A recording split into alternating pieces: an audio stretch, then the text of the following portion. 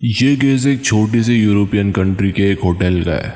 Exact location और नाम police ने कभी ऑफिशियली रिलीज किया ही नहीं, लेकिन जो लोग इस फाइल के करीब थे उनका कहना है कि ये इंसिडेंट 2007 के आसपास का है। एक 32 ईयर ओल्ड आदमी एक कॉन्फ्रेंस अटेंड करने के लिए एक सिटी में आता है। उसने एक रेप्यूटेड होटल के अंदर रूम नंबर 07 में चेक इन किया। उसका नाम प्रॉपरली रजिस्टर में लिखा हुआ था। होटल के सीसीटीवी में भी साफ साफ दिखाई देता है कि वो बंदा होटल के अंदर चेक इन तो किया, लेकिन उसके बाद कहीं भी ट्रेस नहीं हुआ, ना ही किसी कैमरे में, ना ही किसी इंसान को दिखा। जिस दिन वो आदमी का कॉन्फ्रेंस होता है उस दिन वो बंदा कॉन्फ्रेंस में पहुंचता नहीं है, और जब ऑर्गेनाइजेशन वाले उसको कॉल करने की कोशिश करते हैं तो उसका फोन भी स्विच ऑफ आता है। जिसके बाद ऑर्गेनाइजर होटल को कांटेक्ट करते हैं। होटल का स्टाफ कहता है, सर तो चेक इन करके रूम में चले गए थे। ऑर्गेनाइजर उसको चेक करने के लिए बोलता है कि होटल में सर अभी भी अवेलेबल है या नहीं। होटल स्टाफ चेक करने के लिए रूम नंबर 107 का डोर नॉक करता है। सर अंदर कोई है क्या सर?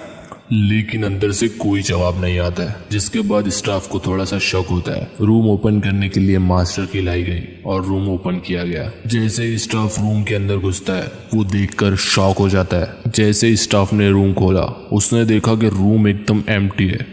बेड बिल्कुल सेट है, बाथरूम एकदम क्लीन है, लाइट ऑफ है, लेकिन बंदा कहीं नहीं है। जिसके बाद वहाँ की लोकल पुलिस को इन्फॉर्म किया जाता है। लोकल पुलिस आके वहाँ पे चेक करती है। बेड के नीचे कर्टेन्स, वॉल्स, हर जगह चेक करने के बाद भी वहाँ पे कुछ नहीं मिलता है। जब पुलिस ने होटल के सीसीटीवी कैमरे चेक किए तो सीसीटीवी फुटेज में दिखा गया कि वो बंदा होटल में क्लियरली एंटर करते हुए दिख रहा है। सीसीटीवी फुटेज को और देखा गया, लेकिन वो बंदा कभी भी इस होटल के बाहर निकलता हुआ नहीं दिखाई दिया। लोकल पुलिस देखकर शॉक हो गई, क्योंकि उन्हें समझ नहीं आ रहा था कि वो बंदा आखिर गया तो गया कहाँ, क्योंकि सीसीटीवी फुटेज में भी दिख रहा था कि वो बंदा होटल के अंदर एंटर तो किया है लेकिन एग्जिट नहीं किया है। और होटल के स्टाफ का भी यही कहना था कि वो बंदा एंटर किया है लेकिन हमारे सामने एग्जिट नहीं किया है। ये केस थोड़ा अजीब होने की वजह से होटल के रूम को सीज कर दिया जाता है।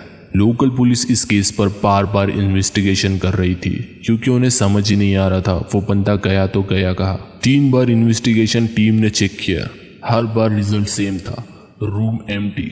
सब लोग कंफ्यूज हो गए थे। सबसे बड़ी कंफ्यूजन ये थी कि अगर वो बंदा बाहर गया था तो होटल के सीसीटीवी में दिखता, लेकिन पूरे बिल्डिंग के सारे एग्जिट स्कैन करने के बाद किसी कैमरे में वो बंदा बाहर जाते हुए नहीं दिखाई दिया। लोकल पुलिस ने फोरेंसिक्स को बुलाया, बट कोई फोर्स एंट्री, स्ट्रगल या ब्लड ट्रेस नहीं था। सिर्फ एक अजीब बात थी, रूम के एक वॉल पे अल्ट्रालाइट यूवी टॉर्च से कुछ स्क्रैच मार्क दिख रहे थे, जैसे किसी ने अंदर से वॉल को खुंचा हो। रूम को सीज करने के बाद होटल वालों ने मीडिया को कुछ भी नहीं बताया।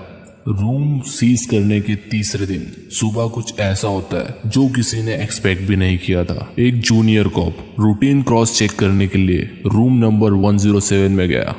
डोर खोला और अंदर निकलस बेड पे बैठा हुआ था, बिल्कुल साइलेंट, फ्रोजन।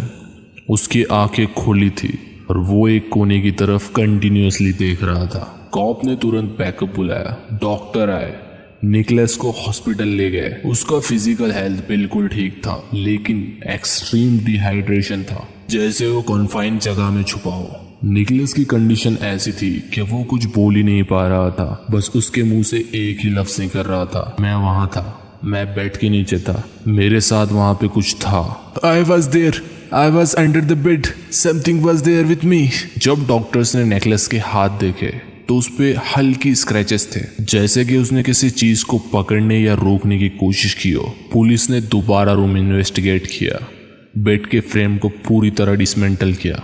बेड के नीचे पुलिस को मिलती है एक छोटी सी वाइड स्पेस, जिसका साइज था 6 इंच हाई, जिसके अंदर ह्यूमन बॉडी फिजिकली फिट होना पॉसिबल ही नहीं था। लेकिन जब फॉरेंसिक ने यूवी स्कैन किया तो उन्हें वहां पे कुछ अजीब सी चीज मिलती है। बेड के नीचे स्किन ऑयल, ड्रेसेस और नेकलेस के हेयर मिले, जैसे कि वो वहां पे था। रूम के एक वॉल में हाइडन पैनल मिला, एक पुराना कॉल स्पेस जो कभी मेंटेनेंस के लिए यूज होता था, लेकिन अब वो सील था।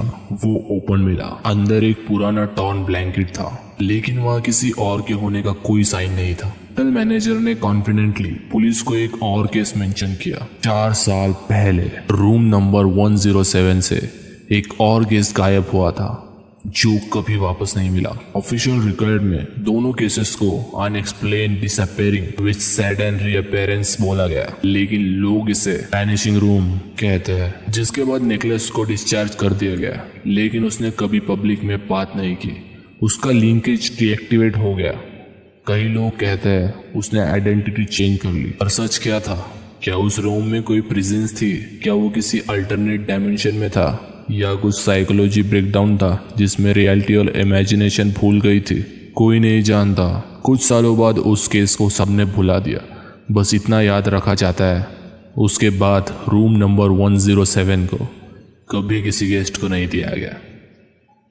तो यही थी आज की स्टोरी। मिलती है किसी और स्टोरी में। तब तक के लिए एक बोनस टिप, कभी भी अनजान होटल में एंट्री करने से पहले उसके पास्ट के बारे में जान लेना चाहिए।